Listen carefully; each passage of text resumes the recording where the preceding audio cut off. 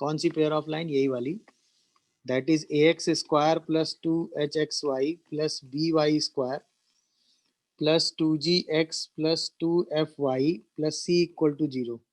ये रिप्रेजेंट करती है इसको, पेयर ऑफ लाइंस को, ठीक है। वो भी कब? जब डेल्टा, डेल्टा मतलब A B C plus 2f(g(h), ठीक है ना, minus AF square minus BG square minus CH square की वैल्यू 0 होगी। तब ये जो इक्वेशन आपने लिखी है, ये इक्वेशन रिप्रेजेंट करेगी किसको? पेयर ऑफ लाइन को। वो भी कब? जब ये डेल्टा वैल्यू 0 होगी। अच्छा, अगर ये लाइन को रिप्रेजेंट करेगी तो लाइन की इक्वेशन क्या होंगी?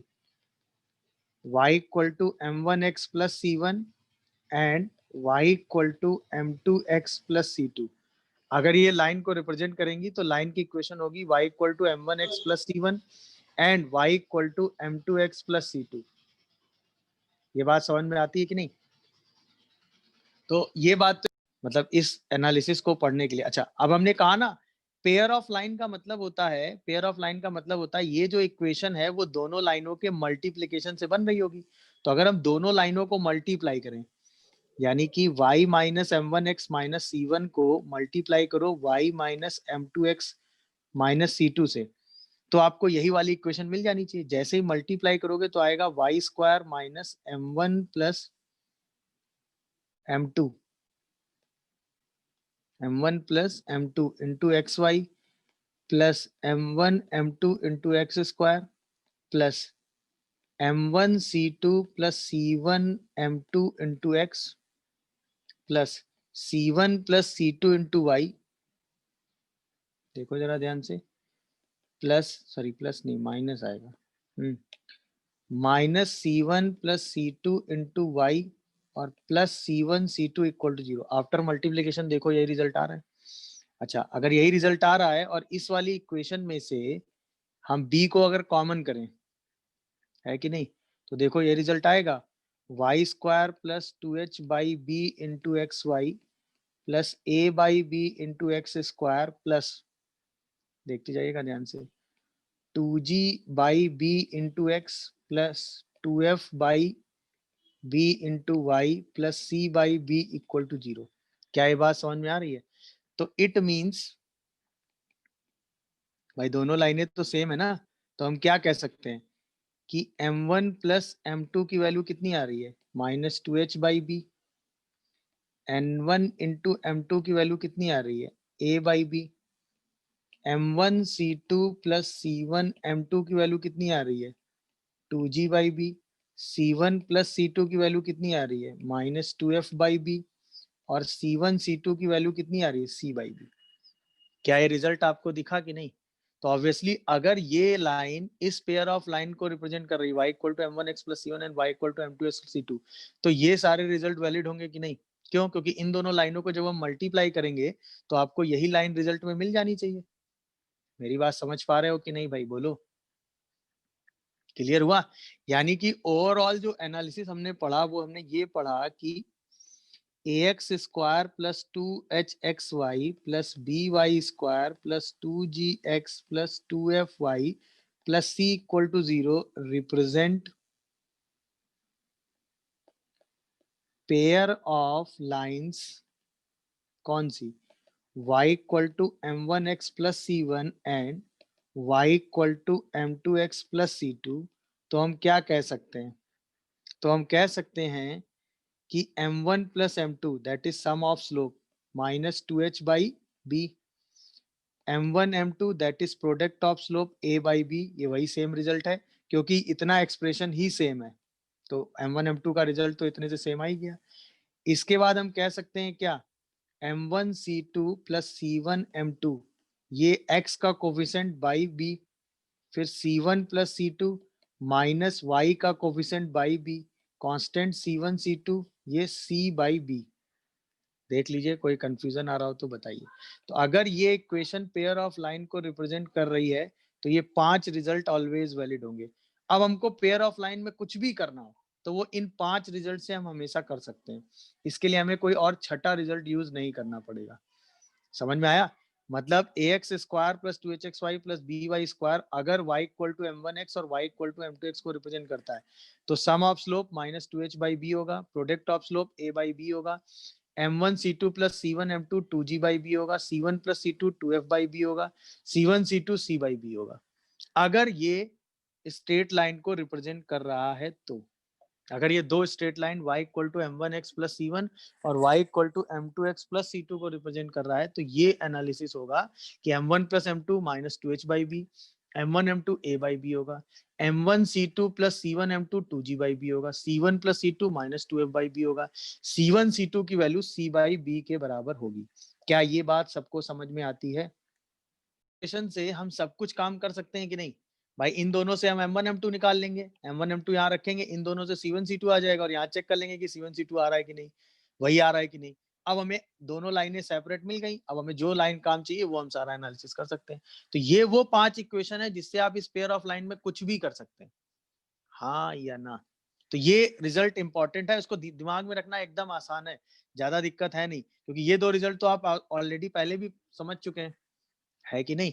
और m1 लेना है तो c2 लेना है, c1 लेना है, m2 लेना है, और ये x का कोफिशिएंट बाई b ले लेना है।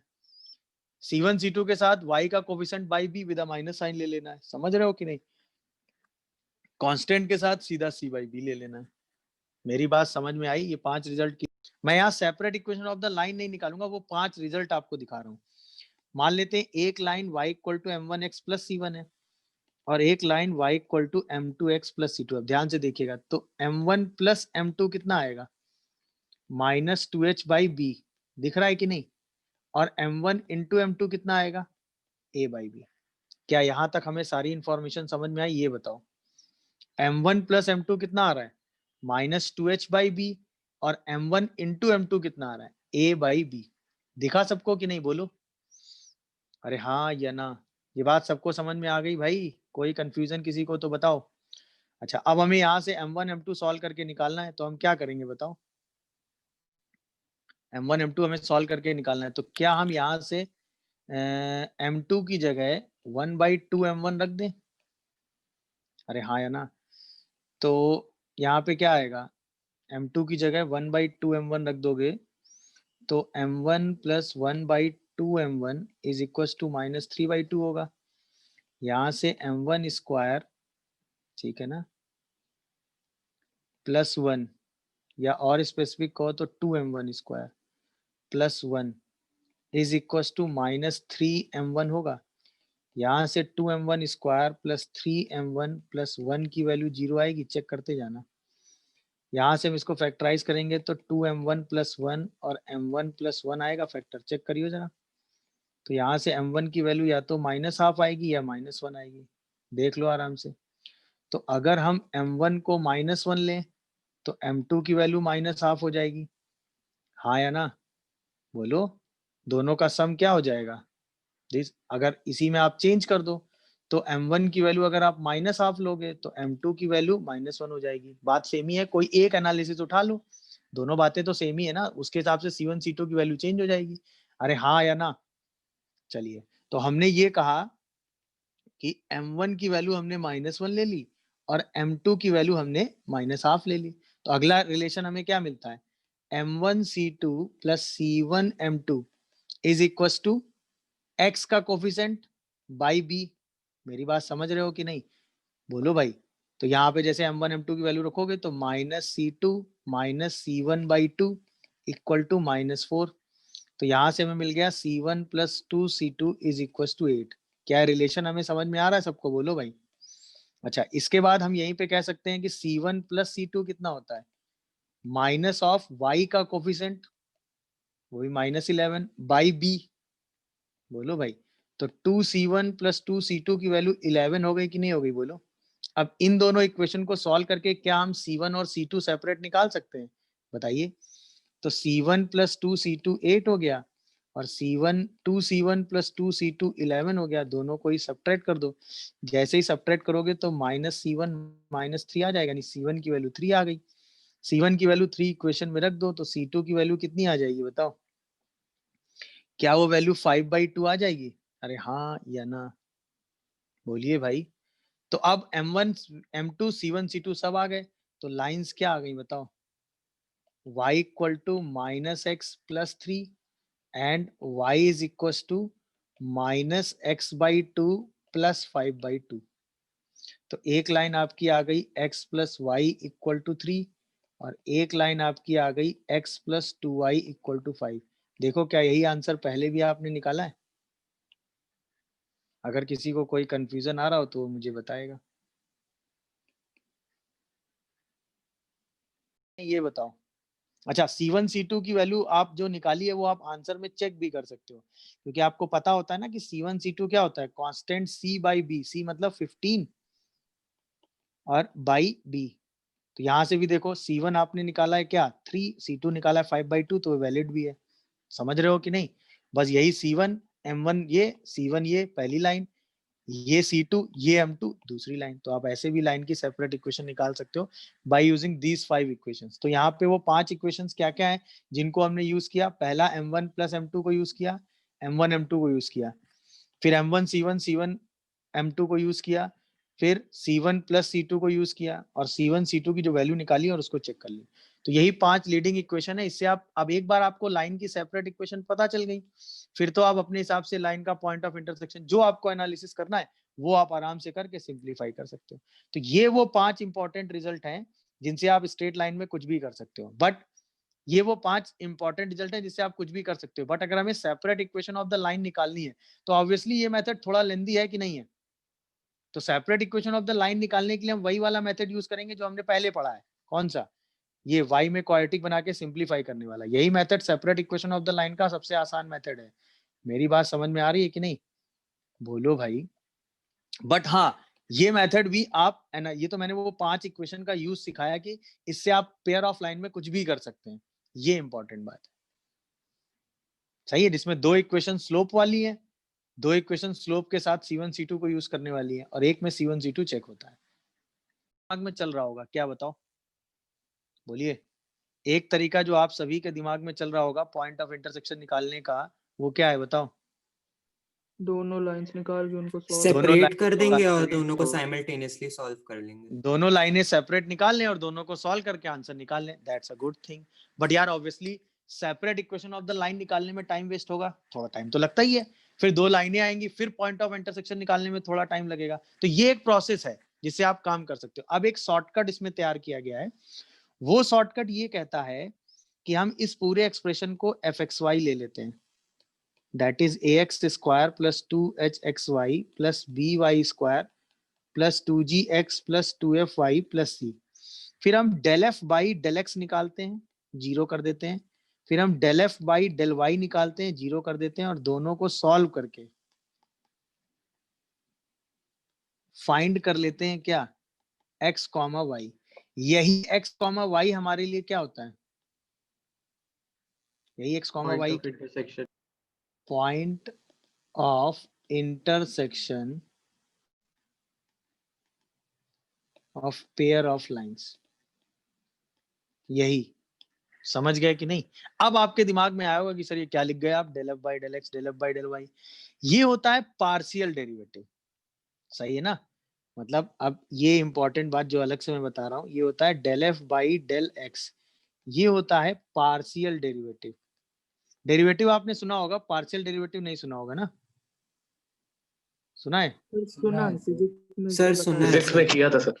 पार्शियल डेरिवेटिव ऑफ बाकी एफ, कांस्टेंट लेके एक को कर देते हैं फिर दूसरे को लेके करते हैं। Partial derivative of f with respect to x taking क्या? y as a constant. मतलब y अब वेरिएबल नहीं, क्या हो जाता है? कांस्टेंट। तो जब हम डेरिवेटिव करते हैं तो वो पार्शियल डेरिवेटिव आता है। जैसे मैं आपको करके दिखाता हूँ। जैसे अगर आप यही लो एफ एक्स कॉमा वाई लो, क्या? A x square plus 2hxy plus b y square plus 2gx plus 2fy plus c। चलो इसमें हम x के रेफरेंस में पार्शियल डेरिवेटिव करते हैं। अच्छा ये तो आपको पता है ना, a h b g f c ये सब कांस्टेंट है। बट x के रेफरेंस में पार्शियल डेरिवेटिव कर रहे हो तो y भी क्या हो गया? बोलो कांस्टेंट हो गया। अब आओ ax स्क्वायर का डेरिवेटिव करोगे तो 2ax आएगा। अच्छा 2hxy में कांस्टेंट क्या क्या है बोलो? 2h तो था ही, y भी हो गया। अब इसका डेरिवेटिव क्या होगा? सिर्फ 2hx बचेगा, सॉरी 2hy बचेगा, क्योंकि x का डेरिवेटिव होगा ना, बाकी तो सब कांस्टेंट आ जाएगा और x का डेरिवेटिव 1 आ जाएगा। अच्छा by स्क्वायर पूरा पूरा कांस्टेंट हो गया? यस सर, 0 हो गया। 2fy पूरा पूरा 2gy पूरा, सॉरी 2fy पूरा कांस्टेंट हो गया 0। c पूरा कांस्टेंट हो गया 0। फिर इसका डेरिवेटिव कितना आएगा? 2g। पहली रिजल्ट समझ में आया? अच्छा यहीं पे हम del f by del y कर लेंगे तो क्या आएगा बताओ? del f by del y बोलो जल्दी से। ये 0, यहाँ से 2hx y का डेरिवेटिव 1, तो ये सिर्फ 2hx आएगा। अरे हाँ या ना? Plus 2b plus 2by 2by 2gx का डेरिवेटिव 2f 2f इक्वल। अब देखो ये दोनों इक्वेशन आ गई, इसी को हम सॉल्व करेंगे और क्या निकाल लेंगे? X y. वही एक्स वाई हमारे लिए क्या होगा? Point of intersection. अब इससे कोई फॉर्मूला बना के वो सब चीजें दिमाग में नहीं रखनी, प्रोसेस समझ में आ गया? जो भी एफ एक्स वाई का एक्सप्रेशन होगा वो लिखेंगे, उसको x के रेफरेंस में पार्शियल डेरिवेटिव, y के रेफरेंस में, दोनों को जीरो करेंगे, दो इक्वेशन आएंगी, दोनों को सॉल्व करके एक्स वाई निकाल लेंगे। वही एक्स वाई हमारे लिए हमेशा क्या होगा? Point of intersection of pair of line. क्या ये प्रोसेस हमें क्लियर हो रहा है? क्या ये प्रोसेस हमें समझ में आया कि क्या करना है? del f by del x del f by del y का मतलब क्लियर हुआ सबको? क्या पार्शियल डेरिवेटिव में पॉइंट ऑफ इंटरसेक्शन। अच्छा इसमें टाइम बचेगा कि नहीं हमारा, सोच के बताओ भाई। फालतू हमें लाइन की इक्वेशन सेपरेट निकालने में टाइम नहीं लगाना है, अगर हमें सिर्फ पॉइंट ऑफ इंटरसेक्शन निकालना है। अब मान लो किसी क्वेश्चन में हमने separate equation of the line निकाली, फिर पॉइंट ऑफ इंटरसेक्शन निकाला, तो यार जब हमें separate equation of the line मिल गई है तो पॉइंट ऑफ इंटरसेक्शन निकालने के लिए मेथड नहीं लगाएंगे, क्योंकि तब तो लाइन से सीधा सॉल्व कर देंगे ना। मेरी बात समझ में आ रही है कि नहीं? बोलिए, कहीं कोई कंफ्यूजन या डाउट आ रहा हो तो प्लीज मुझे इन्फॉर्म करो। मेरे हिसाब से चीजें क्लियर होंगी, क्या कहते हो तुम लोग? मैं सॉल्व कर देता हूँ। तो सबसे पहले अब तो मैं जल्दी सॉल्व कर देता हूँ। इस पूरे एक्सप्रेशन को आपने f ले लिया होगा यहाँ तक।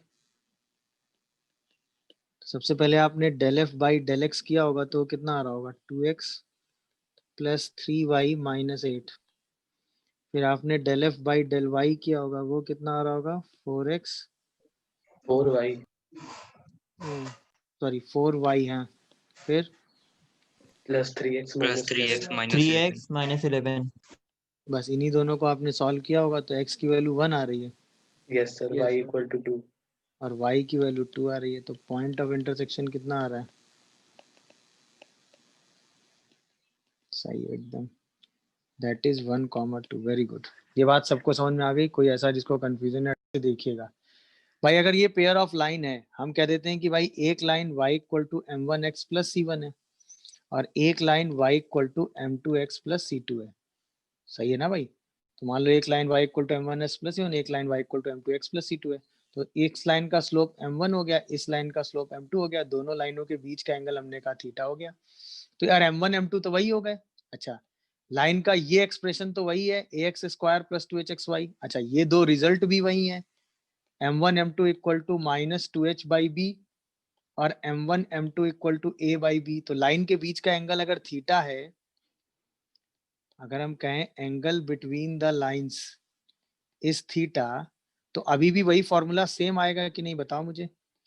Mod of tan theta is equal to 2 under root h square minus a b upon 1 plus a b आएगा कि नहीं बताओ?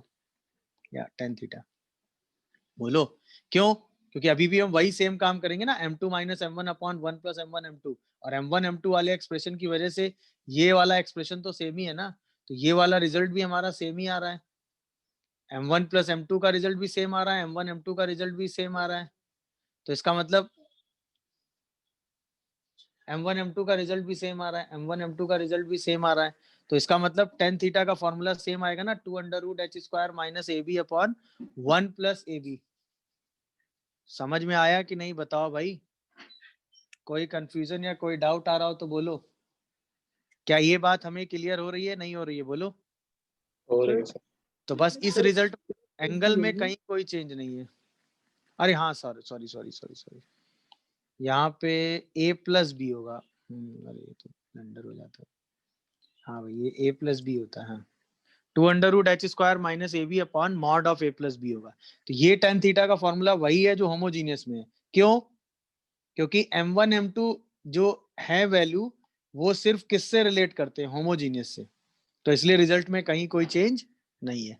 तो इसके लिए tan थीटा का फॉर्मूला भी वही है जो फॉर्मूला होमोजीनियस के लिए है। क्यों? क्योंकि ABH से m1 m2 का जो रिजल्ट है वो सेम आ रहा है। मेरी बात क्लियर हुई? तो अगर आप पेयर ऑफ लाइन लें, होमोजीनियस या नॉन होमोजीनियस, और अगर उनके बीच का एंगल आपको निकालना है तो फॉर्मूला एकदम सेम है। क्या? 2√h² minus AB upon A plus B, क्योंकि उसके लिए सिर्फ रिस्पॉन्सिबल A, B और H होते हैं। क्या ये बात? हाँ भाई, find angle between pair of lines, क्या हमने सॉल्व कर लिया? सबसे पहले वही वैल्यू लिखेंगे भाई, A की वैल्यू 1 हो जाएगी, B की वैल्यू 2 हो जाएगी और H की वैल्यू क्या 3/2 हो जाएगी। अब हम कहें theta is angle between lines, तो tan थीटा का रिजल्ट क्या हो जाएगा बताओ? 2√h² minus AB by A plus B होगा कि नहीं? अरे हाँ या ना? तो इसी को सॉल्व करो तो 2 1/4 2, तो 1/2/3, तो क्या 1/3 होगा tan थीटा? यानी theta is equal to tan inverse 1/3 आएगा। हाँ या ना जवाब दो अगर किसी को डाउट आ रहा हो तो। बोलिए भाई। चलिए, अगर ये पेयर ऑफ लाइन्स है, दो लाइनें, और ये दोनों कैसी लाइन है? दोनों लाइनें परपेंडिकुलर लाइन है, तो ऑब्वियसली A प्लस B क्या होगा? 0। इसका मतलब ये तो कंडीशन अभी भी सेम है, coefficient of x² plus coefficient of y² क्या होना चाहिए? 0। अगर x² और y² का सम 0 है कोफिशिएंट का, तो ये लाइनें हमेशा परपेंडिकुलर होंगी, चाहे होमोजीनियस हो चाहे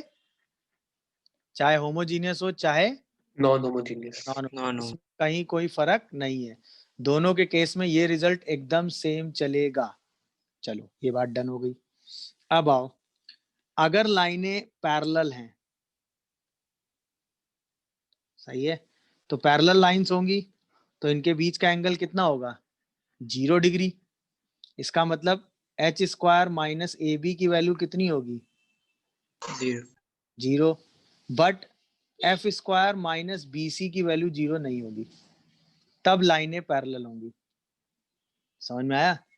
ऑब्वियसली अगर दो लाइनें पैरेलल हैं तो ये लाइन और ये लाइन होगी कि नहीं होगी? बोलो अरे हाँ या ना? तो इसका स्लोप सेम और इसका स्लोप भी वही होगा। अच्छा, उस केस में स्लोप की वैल्यू आपको पता है ना, -h/b होती है। बोलो, नहीं समझ रहे हो? स्लोप की वैल्यू क्या होती है? -h/b। तो h² माइनस AB 0 हो जाता है ना? याद आया कि नहीं भाई? ये समझ रहे हो मैंने क्या लिख दिया भाई? ऑब्वियसली अगर आप, ये कंडीशन तो सब लोग समझ गए होंगे, अब ये कैसे आ रहा है ये देख लो भाई। आप एक लाइन की equation y equal to m1x plus c1 लेते हो, दूसरी लाइन की इक्वेशन भी y equal to m1x plus c2 हो जाती है। अच्छा, m1 और जो m2 है वो तो यही होता है ना, -h plus minus √h² minus AB/b। याद आया? अच्छा, Yes, ये sir. वैल्यू आपने 0 ले ली है क्योंकि m1 m2 का रिजल्ट तो सेम है ना, तो सिर्फ आपके पास स्लोप क्या बचा? -h/b। तो लाइनें अगर पैरेलल हैं तो दोनों लाइनों का स्लोप हमेशा क्या होगा? -h/b। ध्यान रखने वाली बात है, दोनों लाइनों का स्लोप कितना होगा? -h/b। -h/b। अच्छा, h² माइनस AB 0 होगा, ये कंडीशन तो एकदम इक्वल है। बट f² माइनस BC 0 नहीं होगा। अब आप सोच रहे होंगे ये दूसरी कंडीशन आई क्यों? अब देखो, दोनों लाइनों के बीच की डिस्टेंस फिक्स होगी कि नहीं? हाँ या ना? होगी। अच्छा, अगर एक line y equal to m1x plus c1 है और दूसरी line y equal to m2x plus c2 है, तो डिस्टेंस बिटवीन पैरेलल लाइन क्या हुआ बताओ? डिस्टेंस बिटवीन पैरेलल लाइंस क्या हुआ? बोलो। Mod of c1 minus c2 divided by √1 plus m1² हुआ। हाँ या ना? अच्छा, mod of c1 minus c2 को आप लिख सकते हो c1 प्लस c2 का whole square minus 4c1 c2, देखते जाइएगा, और √1 प्लस m1²। अच्छा, c1 प्लस c2 आपने एक रिजल्ट में पढ़ा था, याद आया आपको? कितना पढ़ा था? -2f/b, और c1 c2 c/b। ये सब चीजें दिमाग में चल रही कि नहीं? और m अभी आपने पढ़ा कितना होता है? h माइनस h/b, देखते जाइए। अच्छा, जैसे आप इस रिजल्ट को सॉल्व करेंगे तो रिजल्ट आएगा 2 under root f square minus b c upon h square plus b square. Am I correct or not? बोलो। तो इसका मतलब एक रिजल्ट हमें और मिल गया, क्या? That is distance between parallel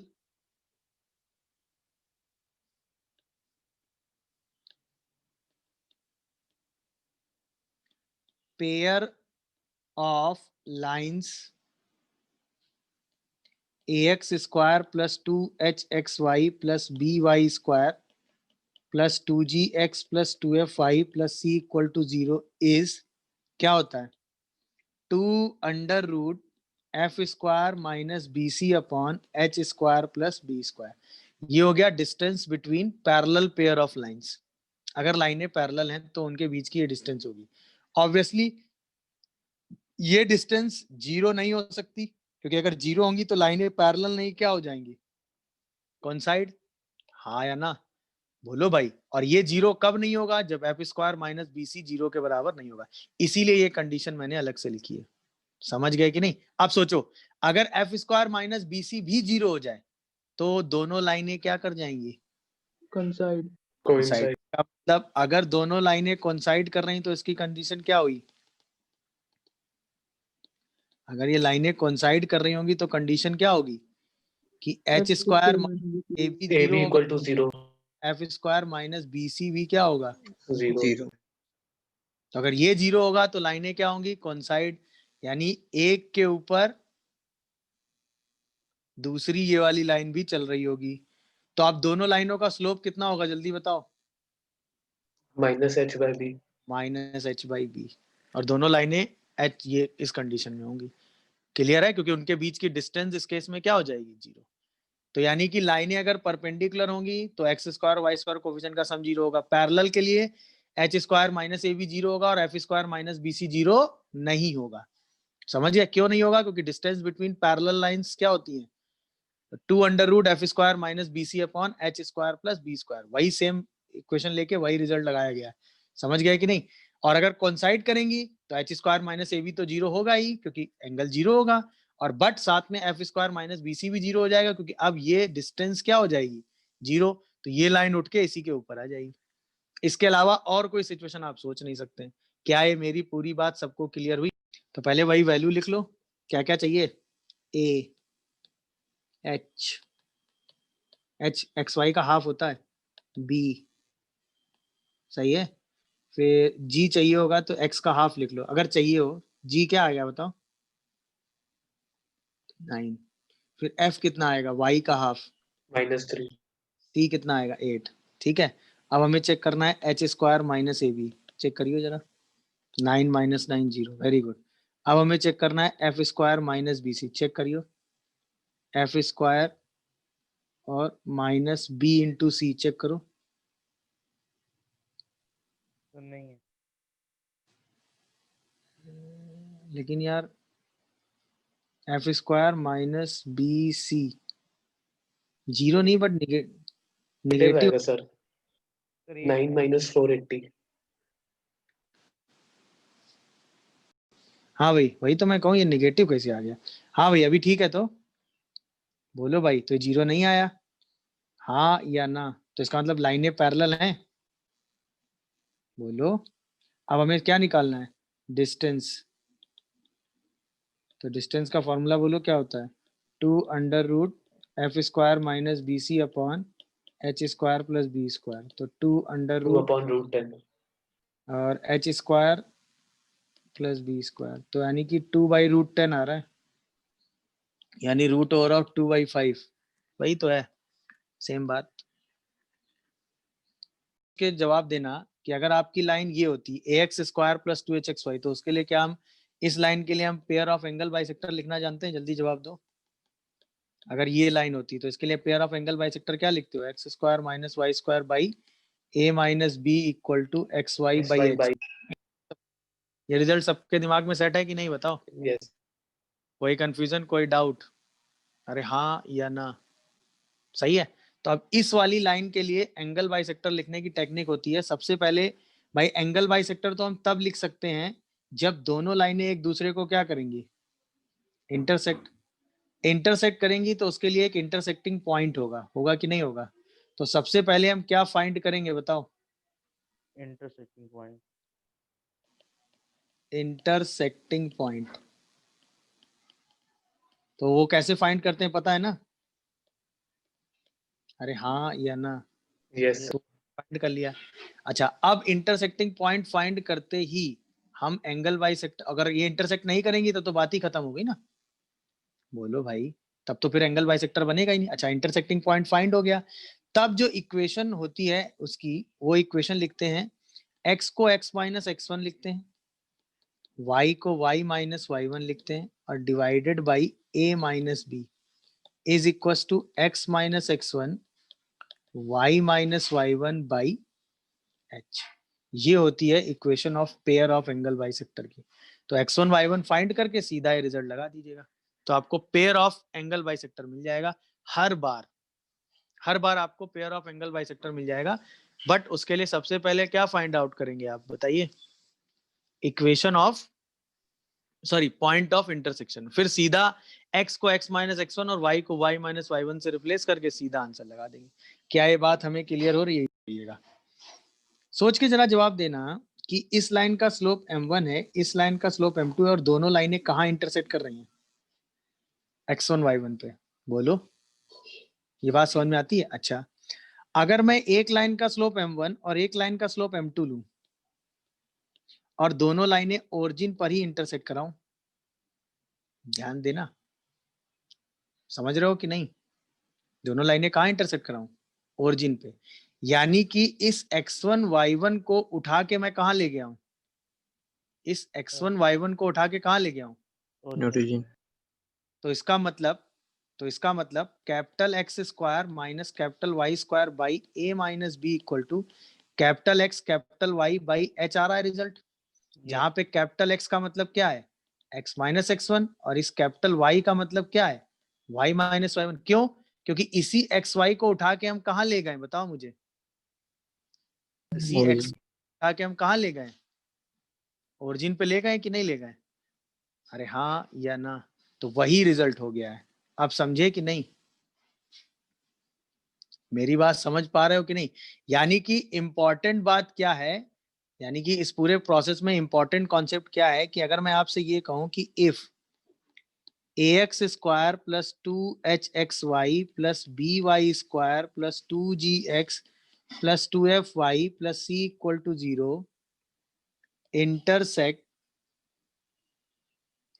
intersects at x1 comma y1, मतलब ये जो पेयर ऑफ लाइन है ना, pair of lines intersect at x1 y1, then इसी लाइन को आप लिख सकते हो a into x minus x1 का whole square 2h x minus x1 y minus y1 plus b y minus y1 का होल स्क्वायर इक्वल टू 0।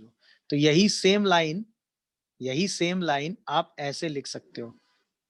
अब इसके लिए एंगल बाइस, इसके लिए भी point of intersection x1 y1 ही होगा। क्या है, मेरी बात समझ पा रहे हो? बट अगर हम इस x माइनस x1 को कैपिटल x और इस y माइनस y1 को कैपिटल y की तरह ट्रीट कर लें, तो अब इसका पॉइंट ऑफ इंटरसेक्शन ओरिजिन आ जाएगा कि नहीं आ जाएगा? मेरी बात समझ पा रहे हो कि नहीं? तो हम ये काम कर सकते हैं सिंपल, यानी कि सिंपल हमने, देखो अब चीजें क्या रिलेट की हैं वो ध्यान देना। हमने कहा कि ये लाइन थी, दिख रहा है, इसका point of intersection x1 y1 था, एक का स्लोप m1 था, एक का स्लोप m2 था। तो एक लाइन थी y minus y1 x minus x1 equal to m1, एक लाइन थी y minus y2 x minus x2 equal to m2। अब हमने इन्हीं लाइनों को शिफ्ट करा के इसको ओरिजिन कर दिया है, तो obviously capital y by capital x m1 हो गया, मतलब पैरेलल ही सब कुछ शिफ्ट हुआ है। क्या है, मेरी पूरी कहानी क्लियर है? Capital y by capital x m2 हो गया, तो अब ये सेम ओरिजिन वाली लाइन बन गई कि नहीं बन गई? बोलो भाई, ये डायग्राम क्लियर हुआ कि नहीं सबको? और ये बहुत इंपॉर्टेंट एनालिसिस है जो आगे चल के काफी यूज होने वाला है। बोलो भाई, तो यही चेंज है कि पॉइंट ऑफ इंटरसेक्शन बस उठा के ओरिजिन रखोगे। क्यों? अच्छा, एक चीज और समझना, m1 m2 के रिजल्ट में कोई डिफरेंस नहीं है, इसीलिए ए एच और बी की वैल्यू में कोई चेंज नहीं आता, इसीलिए M1 M2 सेम रहते हैं, बस पॉइंट जो है वो 0 0 से x1 y1 हो जाता है, तो इक्वेशन में ये चेंज आ जाता है। क्या ये कहानी क्लियर हुई? तो एंगल बाई सेक्टर के लिए सबसे पहले क्या निकालोगे?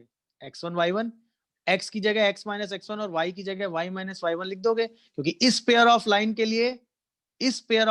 लिए एंगल बाई सेक्टर तो यही होगा ना, बोलो। बस इस पेयर ऑफ लाइन को ये लिखा जा सकता है, तो एंगल बाई सेक्टर ये लिखा जा सकता है। क्या ये कहानी सबको क्लियर होती है? जैसे मैं आपसे ऐसे कहूं, देखते जाना सुनते जाना पूरी बात, मैं आपसे ऐसे कहूं कि आपको पेयर ऑफ लाइन दी हुई है ये, if pair of lines ax square plus 2hxy plus by square plus 2gx plus 2fy plus c equal to 0, ये पेयर ऑफ लाइंस है, ठीक है। Find pair of lines parallel to these lines and passes through origin। मतलब pair of, एक चीज और कर लो, pair of lines उसके साथ लिख लेना इंटरसेक्टिंग है, क्योंकि बिना इंटरसेक्टिंग के गड़बड़ा जाएगा मान लो, ठीक है ना। इंटरसेक्टिंग लाइन से अब हमें एक pair of line find out करना है, ठीक है, जो कि इन लाइनों के क्या है, पैरेलल है, और कहां से पास कर रहा है, ओरिजिन से, सही है। तो क्या करोगे, सोचो, अब देखना जरा ध्यान से, ये दोनों पेयर ऑफ लाइन जहां पे इंटरसेक्ट कर रही होंगी उसका कोई point of intersection x1 y1 होगा, इसका स्लोप m1 होगा, इसका स्लोप m2 होगा। अब हमें ऐसी दो लाइनें निकालनी हैं जो इन्हीं के पैरेलल हो, यानी स्लोप तो सेम हो, बट वो ओरिजिन से पास कर रही हो, यही तो है, बोलो भाई। तो हमें सिर्फ लाइनों के किससे मतलब है, स्लोप से, और स्लोप के लिए क्या क्या रिस्पॉन्सिबल होता है, ए एच और बी। तो यानी कि लाइन की इक्वेशन, अगर इस लाइन की इक्वेशन हम लिखें a x square plus 2hxy plus by square plus 2gx plus 2fy plus c है, तो इस लाइन की equation a x square plus 2hxy plus by square equal to 0 हो जाएगा कि नहीं, बिना कुछ कैलकुलेशन किए। सोचो, क्या ये बात सबको क्लिक होती है? passes to origin. हाँ, यस सर। मतलब हमें कोई कैलकुलेशन नहीं करना, हमें कोई स्लोप नहीं निकालना, हमें कहीं मेहनत नहीं करनी, हमें सीधा इतना रिजल्ट उठा के लिख देना है। अगर हमें इसके पैरेलल लाइन निकालनी थी और कहां से पास करने वाली, ओरिजिन से पास करने वाली, तो सिर्फ इतना वाला एक्सप्रेशन लिख देते। क्यों? क्योंकि ये जो एक्सप्रेशन आएगा वो तब आएगा जब हम ओरिजिन को कहां शिफ्ट करेंगे, x1 y1 पे, तब ये वाले एक्सप्रेशन जनरेट होंगे। अदरवाइज तो स्लोप का रिजल्ट तो सेम ही है। इसीलिए याद करना, जो आपने एंगल वाला रिजल्ट लिखा था उसमें कोई डिफरेंस नहीं आया था, याद आया? Yes sir. याद आया कि नहीं? एंगल वाले रिजल्ट में कोई डिफरेंस नहीं आया था। आप समझ में आ रहा है कि नहीं, क्यों नहीं आया था? Yes sir. Slope constant. हाँ, नहीं, स्लोप सेम है, कांस्टेंट नहीं, सेम। मेरी बात समझ पा रहे हो कि नहीं? तो अगर कभी ऐसा क्वेश्चन आपसे पूछा जाए तो स्लोप लोप निकालने में अपना टाइम वेस्ट नहीं करेंगे, सीधा यही एनालिसिस उठा के लिख देंगे। बट इस पेयर ऑफ लाइन के पैरेलल लाइन पूछी जानी चाहिए, और कहां से पास करनी चाहिए लाइन, बोलिए? ओरिजिन से। और लाइन पूछी कैसी जानी चाहिए आपसे, पैरेलल, सही है, पैरेलल टू दीज लाइंस, बोलो भाई। और ओरिजिन से पास करें तो डायरेक्ट ये रिजल्ट उठा के लिख देंगे। क्या ये कहानी क्लियर हुई, बताओ? ओरिजिन से पास करने वाली लाइन है, पहली चीज मिल गई हमको, समझ में आ गया, और पैरेलल टू दीज लाइन मिल गया। तो सीधा हमें आंसर इसका क्या लिखना है, बिना कुछ सॉल्व किए, बोलो? X square plus 2y square plus 3xy equal to 0, हाँ या ना? बताओ भाई, कोई कंफ्यूजन आ रहा हो तो बोलो। क्या ये एनालिसिस क्लियर हुआ, हमें बताओ, बोलिए। अच्छा, यहीं पे अगर हमें एंगल बाई सेक्टर निकालना हो तो क्या करोगे?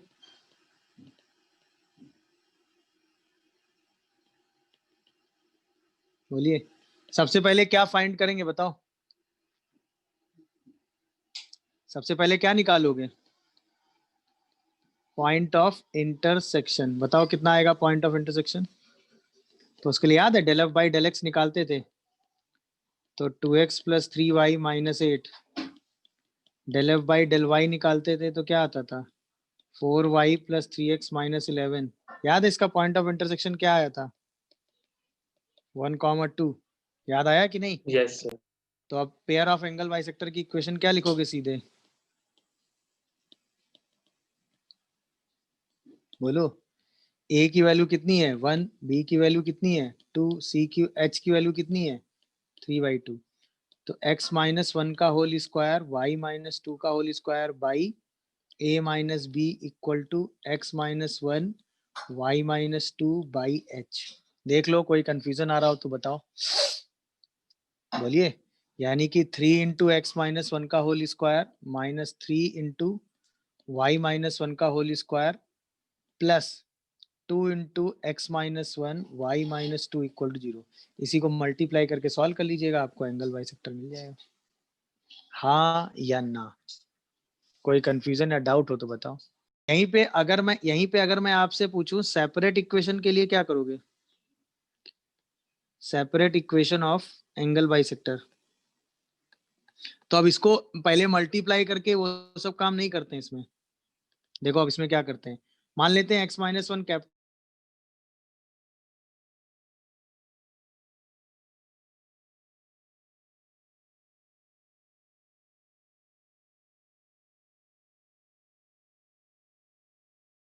To capital x capital y minus 3 capital y square equal 0। समझ गए कि नहीं? अब यहां से अगर मैं m1 और m2 बोलूं तो क्या बोलूंगा बताओ? बोलो।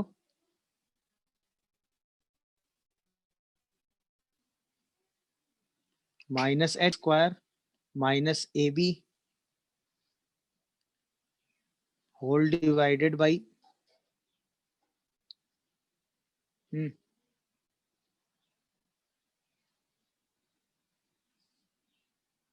बोलो, होल डिवाइडेड बाई बी। अरे गड़बड़ लिख दिया यहाँ पे जरा ए, अरे बोलो ना, कुछ समझ में आ रहा है कि नहीं आ रहा है? इसके लिए a की वैल्यू लिखोगे कितनी आएगी? 3, b की वैल्यू लिखोगे -3 और h की वैल्यू लिखोगे कितनी आ रही है बताओ? 1 आ रही है। तो -1 plus minus root under h square minus a b by b. अरे हाँ या ना जवाब दो भाई, बोलो भाई। क्या ये बात सबको समझ में आ गई? नहीं आ रही है बताओ? तो ये स्लोप कितना आएगा? -1 प्लस माइनस रूट 10 बाई -3। तो अब लाइंस की इक्वेशन क्या होंगी?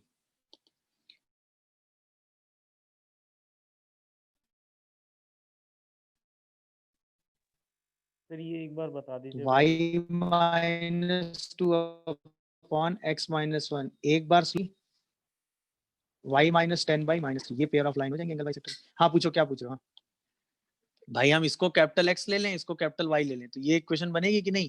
अब ये होमोजीनियस आ गया। होमोजीनियस के केस में m1 m2 निकालने का तरीका तो आपने पढ़ा है ना, -h plus minus root under h square minus a b divided by b. याद आया? a b h की वैल्यू निकाल लो। a मतलब coefficient of x square, b मतलब coefficient of y square, h मतलब कोफिशिएंट ऑफ xy बाई 2। तो -h plus minus root under h square minus a b by b, यही slope आ जाएगा। अरे हाँ या ना? अब y बाई एक्स की वैल्यू क्या होगी? ये y बाई एक्स की वैल्यू ये होगी। अब y क्या है? y माइनस 2, x क्या है? x minus 1। देखो कोई कंफ्यूजन आ रहा हो तो कहानी से क्वेश्चन पढ़ो ना। पेयर ऑफ स्ट्रेट लाइन की इक्वेशन चाहिए जो ओरिजिन से पास कर रही हैं, ठीक है, और राइट एंगल बना रही हैं इसके साथ। ये ओरिजिन से दो लाइनें पास कर रही हैं। इस लाइन की कंबाइंड इक्वेशन आपको चाहिए, और ये एक तीसरी लाइन आपको दे रखी है। इस लाइन की इक्वेशन आपको दे रखी है, इसके साथ ये आइसोसेलेस ट्रायंगल बना रही हैं। तो यानी कि अगर हमें दो लाइनों की इक्वेशन चाहिए जो लाइनें ओरिजिन से पास करी, तो हमें बस इन दोनों लाइनों का स्लोप चाहिए कि नहीं? अगर स्लोप मिल जाएगा तो इस लाइन की equation y equal to m1x होगी और इस लाइन की equation y equal to m2x होगी। कंडीशन ये है कि ये इसके साथ आइसोसेलेस ट्रायंगल बना रही हैं, तो ये दोनों एंगल सेम होंगे कि नहीं, हाँ या ना। ये लाइन दी हुई है 2x + 3y = 6, तो इस लाइन का स्लोप हमें कितना दिया हुआ है बताओ, -2/3। अरे बोलो, अब कुछ स्ट्राइक हुआ तो अब हमें बस m1 और m2 पे कमेंट करना है। तो क्या ये इक्वली इंक्लाइंड लाइन वाला केस है कि नहीं है बताओ, Yes, sir. इक्वली इंक्लाइंड है या नहीं है, सोच के जवाब दो। तो बस इसी tan थीटा को एंटी क्लॉक सेंस में इक्वल कर दो, कर सकते हैं कि नहीं, इसी tan थीटा को एंगल बाइसेक्टर के स्लोप के साथ इक्वल कर देते हैं। बोलो भाई, क्या कहते हो तुम लोग, नहीं समझ रहे हो पूरी बात, बताओ जल्दी से। तो ये तो श्योर शॉर्ट है कि m1 × m2 -1 है, एक रिजल्ट। अरे हाँ या ना बोलो। और चूंकि ये कैसा है बना रहा है, एंटी क्लॉक सेंस में स्लोप निकाल लो दोनों से tan थीटा का, तो क्या निकालोगे बोलो, एंटी क्लॉक सेंस में tan थीटा लिखो दोनों से, क्या लिखोगे बताओ। So -2/3 -m2. Anti clock sense में लिखना है बेटा, एंटी क्लॉक सेंस मतलब ये, एंटी क्लॉक सेंस मतलब ये ना, बोलो। तो इसका मतलब पहला वाला फॉर्मूला क्या लिखोगे, दिस माइनस दिस ना, m1 + 2/3 upon 1 - 2/3 है। 1 - 2m1/3, और दूसरा क्या लिखोगे, -2/3 -m2, या -2/3 -m2 ना, upon 1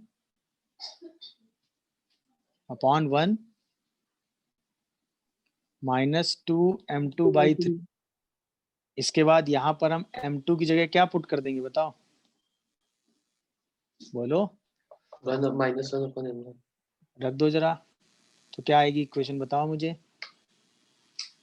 3m1 + 2 upon 3 - 2m1 is equal to, रखो जरा -1/m, तो क्या बनेगा 3 - 2m1 अपॉन 3m1 + 2, बोलो हाँ या ना, देख लो फिर बताओ, जल्दी सोच के बताओ, आंसर निकाल लोगे कि नहीं। 3m1 + 2 = ±3 - 2m1 आ गया, अरे हाँ या ना।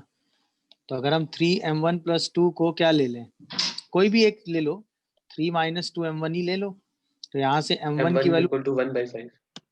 कितना दिख रहा है, m1 = 1/5 दिख रहा है, अरे हाँ या ना। अच्छा, अगर हम ऐसे ले लेते 3m1 = 2m1 - 3, तो m1 हमें कितना दिख जाता, -5 दिखना भी चाहिए, क्योंकि m1 × m2 का प्रोडक्ट वही है।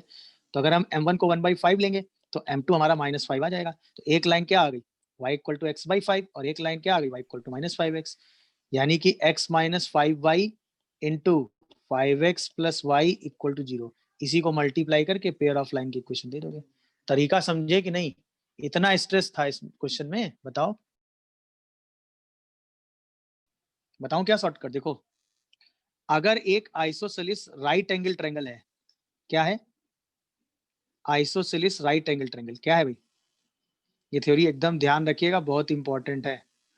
और यहाँ पर राइट एंगल बन रहा है, ठीक है, इस लाइन की इक्वेशन L = 0 और ये पॉइंट x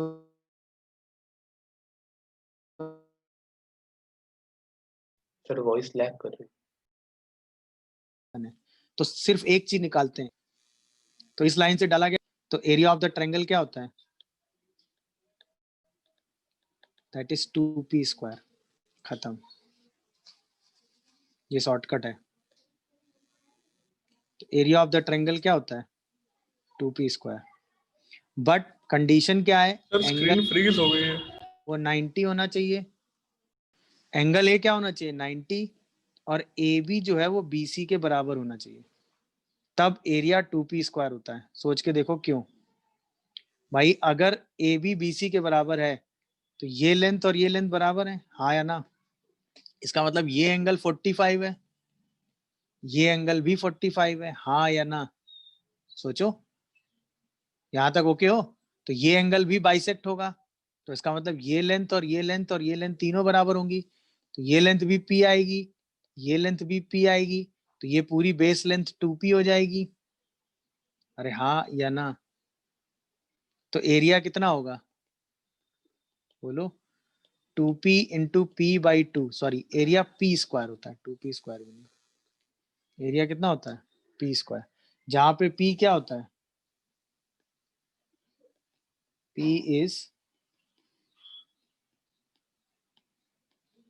परपेंडिकुलर लेंथ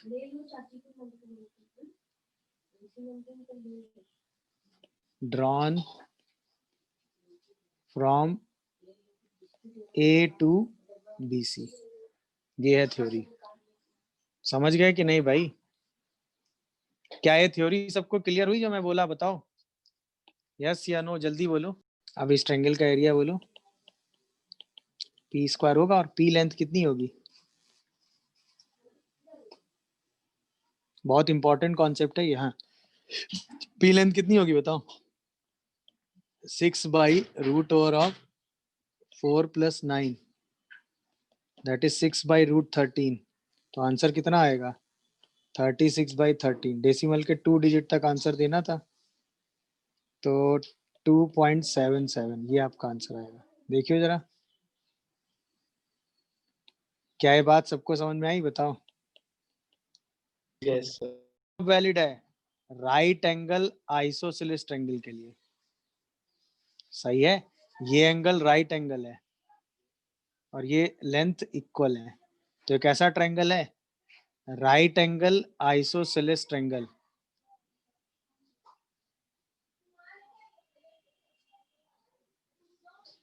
मेरी बात की। अब देखो होगा क्या कि आपको एक कर्व दिया होगा, अ गिवन कर्व। अच्छा, कर्व की इक्वेशन 2 डिग्री होगी, ax square plus 2hxy plus by square plus 2gx plus 2fy plus c equal to 0। ये हमें एक कर्व दिया होगा, ये हमें एक कर्व दिया होगा जिसकी इक्वेशन दी होगी ax square plus 2hxy plus by square. अच्छा, इस ये 2 डिग्री कर्व है, ठीक है ना? फिर given curve fxy equal to this and a straight line, concept पहले सुनते जाइएगा, a straight line lx plus my plus n equal to 0। n 0 नहीं होगा, मतलब स्ट्रेट लाइन ओरिजिन से पास नहीं कर रही है, not passes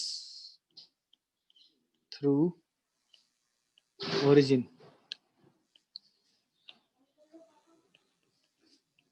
okay, not passes through origin। एक कर्व दिया है, एक स्ट्रेट लाइन दी है। अब सिचुएशन क्या है? सिचुएशन क्या है कि इस कर्व को, ये जो स्ट्रेट लाइन है, ये 2 पॉइंट पे मैक्सिमम कट कर सकती है। सोचो 2 डिग्री कर्व है ना, कोई भी 2 डिग्री कर्व होगा, अगर हम यहाँ से क्या करें, y एक्स किसी की वैल्यू निकाल के यहाँ रखेंगे तो इसमें हमेशा क्वाड्रेटिक इक्वेशन मिलेगी। तो ये लाइन इस कर्व को मैक्सिमम कितनी जगह कट कर सकती है? 2 जगह। समझ में आया कि नहीं? तो given line and straight line this cuts the curve at a and b. ठीक है, अब अगर हमें निकालना है combined equation of OA and OB, जहां पे O क्या है, वेयर O इज ओरिजिन, या हमसे क्वेश्चन में क्या कहा गया? Combined equation of OA and OB की बात की गई, combined equation of OA and OB की बात की गई, या हमसे कहा गया कि point A and B join with origin, दोनों में से कुछ भी बात की गई। तो हम उसके लिए क्या करते हैं? फॉर दैट होमोजेनाइज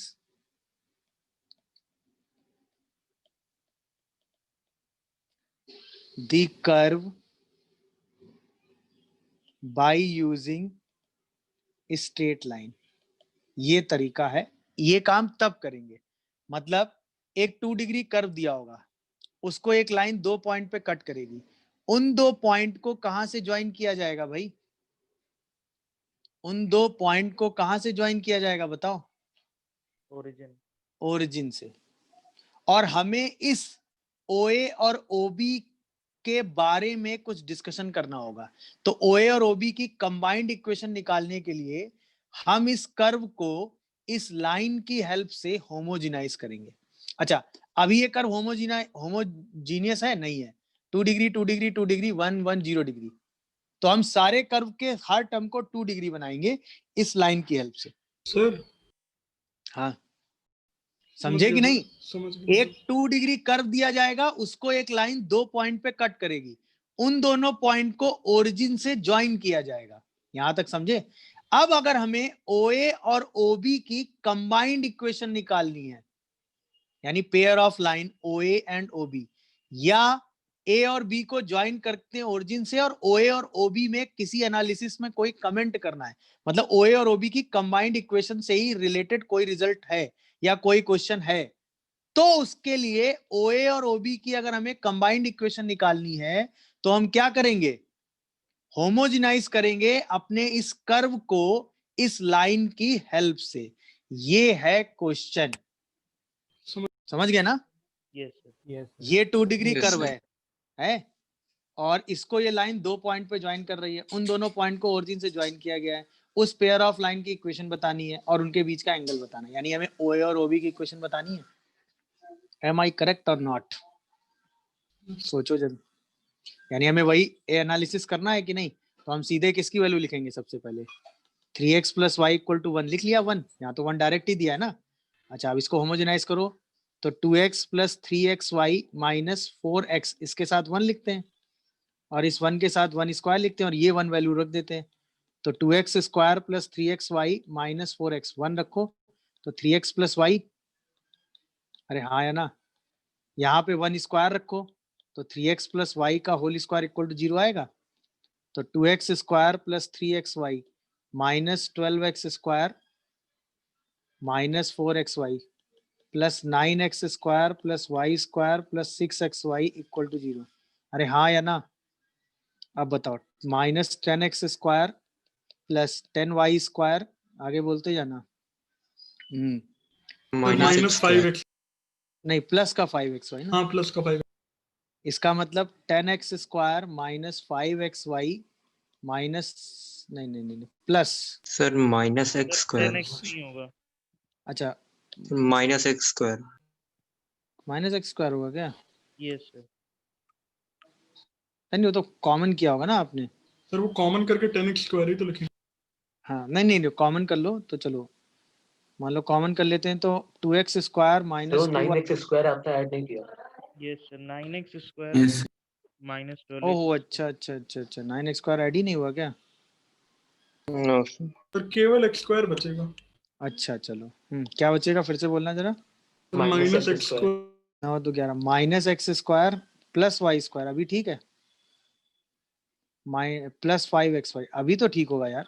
यस हाँ सर अब सही। x² - 5xy - y² = 0, अभी ठीक है। तो अब बताओ, पेयर ऑफ लाइन आ गई।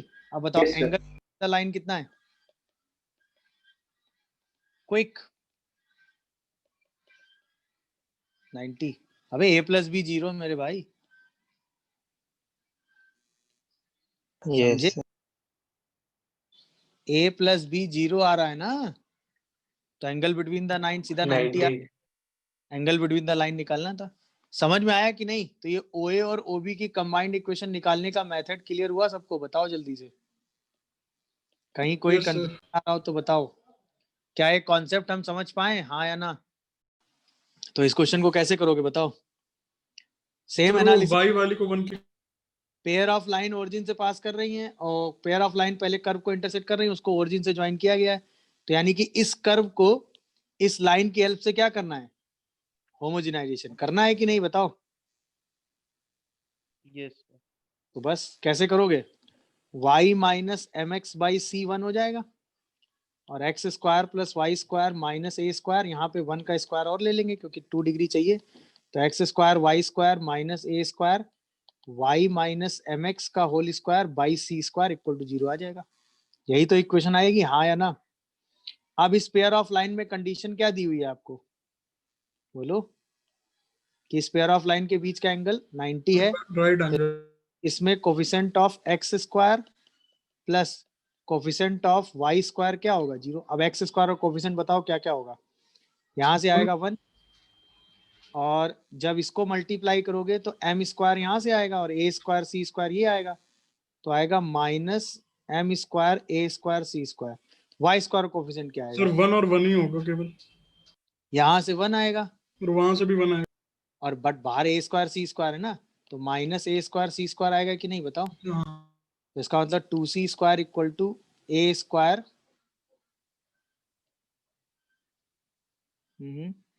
1 प्लस एम स्क्वायर होगी कि नहीं कंडीशन, जल्दी सोच के जवाब दो। यही कंडीशन होगी क्योंकि राइट एंगल बन रहा है ना। ये तो फील आया होगा ना कि होमोजेनाइज करना है भाई, यस सर।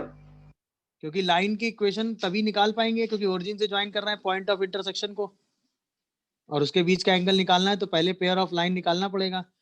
तो y माइनस 3x बाई 2 ये 1 आएगा, अब रख दो, x square plus 2xy plus 3y square, 4x के साथ क्या रखोगे 1, बोलते जाना, 8y के साथ भी 1 ही रखोगे, बिल्कुल, माइनस 11 के साथ 1 स्क्वायर रखोगे क्या, याद रखना माइनस 11 इक्वल टू 0 कर लेना पहले, बोलो भाई, अरे हाँ या ना।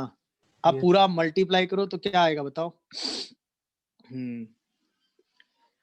पूरा मल्टीप्लाई करेंगे तो 4x square plus 8xy plus 12y square, यहाँ पे इस 2 से ये 2 कर देंगे cancel, 2 for 8xy minus 24x square, यहाँ से 4 16y स्क्वायर माइनस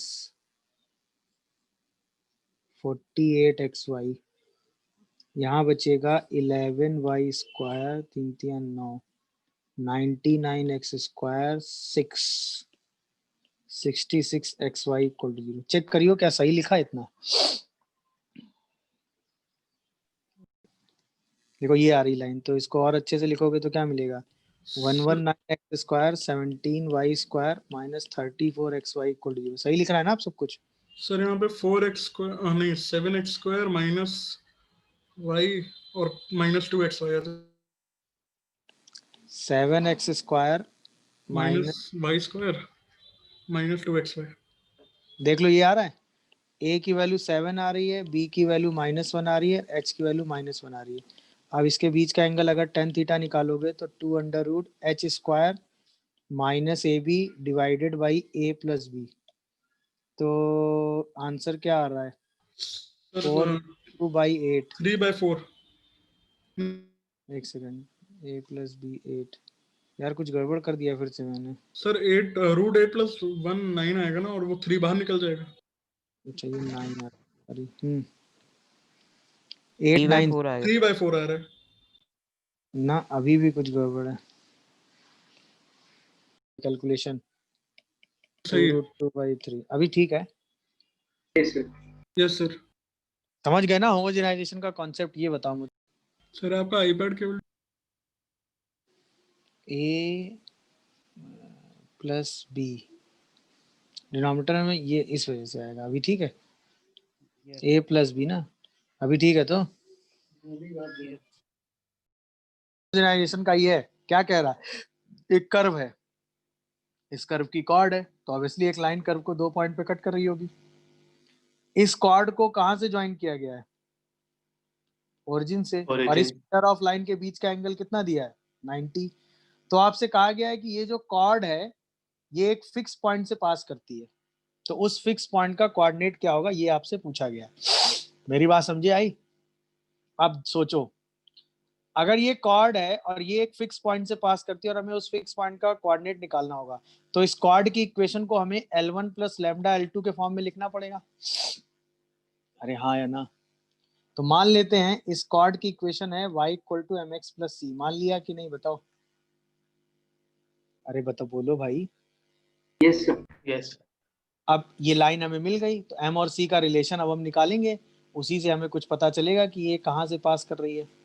अच्छा, ये कॉर्ड इस कर्व को 2 पॉइंट पे कट कर रही है, तो इस कॉर्ड की हेल्प से इस कर्व को क्या करना है, होमोजेनाइज।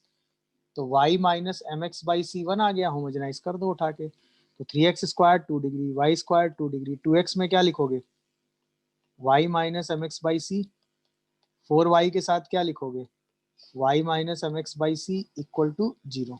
कर दिया। अच्छा, इसमें क्या कहा गया, एंगल 90 है, तो coefficient of x square plus coefficient of y square हमें क्या करना पड़ेगा, 0।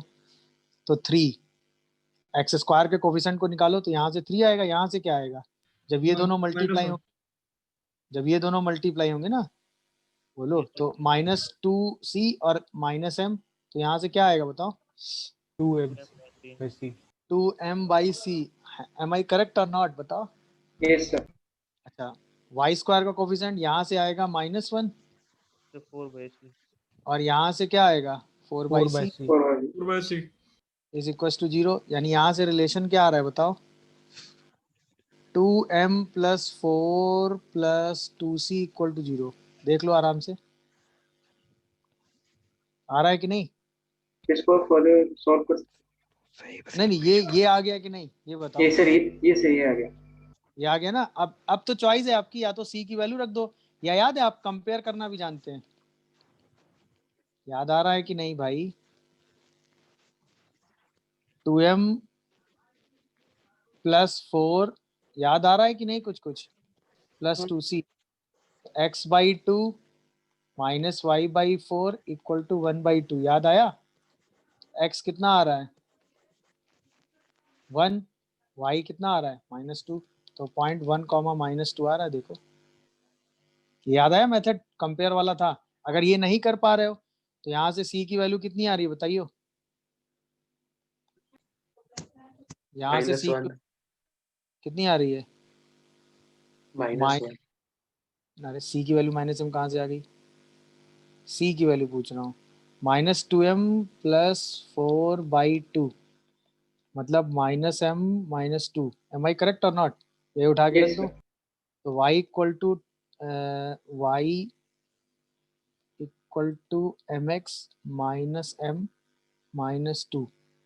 तो अगर यहाँ से आप देखोगे तो m x -1 और minus y plus 2 equal to 0 आ जाएगा। अब ये L1 प्लस लैम्डा L2 हो गया कि नहीं बताओ? तो L1 और L2 का पॉइंट ऑफ इंटरसेक्शन निकालोगे, तो वो क्या आ जाएगा, 1, -2। दिखा कि नहीं, दोनों तरीके हैं। चाहो तो आप ऐसे कर लो, ये भी चलेगा, चाहो तो आप ऐसे कर लो, ये भी चलेगा। दिख रहा है कि नहीं तरीका? Yes sir. यहीं पे पूछ सकता था कि ये जो कॉर्ड हैं वो कॉन्करेंट हैं, तो ऑब्वियसली जब हर बार कॉर्ड m और c की किसी भी वैल्यू के लिए इस पॉइंट से पास करेगी, तो ये सारी कॉर्ड क्या होंगी, बोलो, कॉन्करेंट होंगी कि नहीं होंगी? जो कि इसको 2 पॉइंट पे कट करेंगी, वो 2 पॉइंट ओरिजिन से ज्वाइन करोगे तो एंगल हमेशा क्या आएगा, 90 डिग्री। ये है इस क्वेश्चन का कॉन्सेप्ट। समझ में आया कि नहीं बताओ? Yes sir. अब इसके लिए क्या करोगे, मान लो जो पॉइंट जिसका लोकस निकालना है वो h, k है, मान लिया।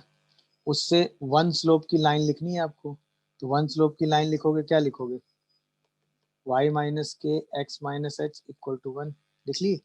अब इस लाइन की इक्वेशन को लिखोगे तो y minus k equal to x minus h, यहाँ से 1 की वैल्यू निकालोगे, क्या आएगी बताओ, बोलो, y माइनस एक्स बाई के माइनस एच, ये 1 आ गया। इस 1 से इस कर्व को क्या करोगे, होमोजिनाइज। क्यों होमोजिनाइज करेंगे, बताने की जरूरत है क्या,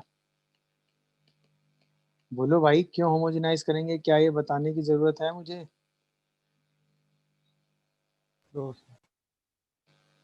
के माइनस एच इक्वल टू 0। अच्छा, चूंकि एंगल क्या बन रहा है, 90, तो इसमें हम क्या करेंगे, coefficient of x square plus coefficient of y square का सम क्या कर देंगे, 0। अब एक्स स्क्वायर का कोफिशिएंट क्या क्या आएगा बताओ, 1 यहाँ से आएगा, और -1 अपॉन के माइनस एच यहाँ से आएगा। वाई स्क्वायर में -1 यहाँ से आएगा और -1 अपॉन के प्लस एच यहाँ से आएगा, सॉरी के माइनस एच ना। देखते जाना क्या सही लिख रहा हूँ मैं, बताओ। अरे हाँ या ना, देखो।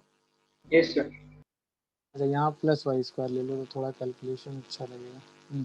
यहाँ भी प्लस आएगा, दिख रहा है कि नहीं। अब 1 और 1 2 हो जाएंगे, 2 is equal to 2 upon k minus h आ जाएगा। देखो k minus h is equal to 1 आ गया कि नहीं, दिखा। तो लोकस कितना आ गया, y minus x is equal to 1। नहीं समझे कहानी क्या हुई, बताओ। अरे बोलो भाई, यस सर। समझ में आया कि नहीं।